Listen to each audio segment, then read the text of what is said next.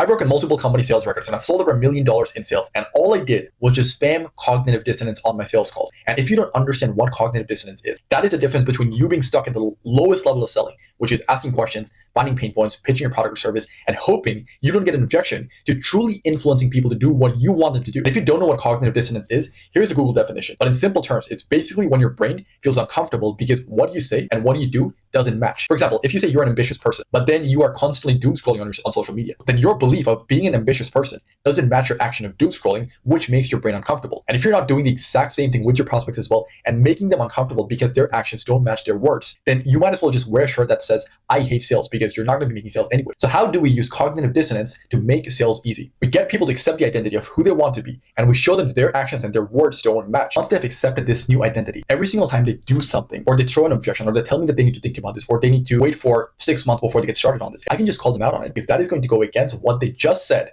which is going to create discomfort within his own brain. And that is basically where cognitive dissonance kicks in. Now they're not going to give me a timing objection, because if they do, that is going to mean that they're not true to their word. And no one wants to admit that they're not true to their word. So that timing objection is out of the window. And you can pretty much use cognitive dissonance to overcome and prevent every single sales objection you might have on a sales call. I created an entire document showing exactly how to do just that. So if you want me to send this document, comment the word doc and I'll send it over to you.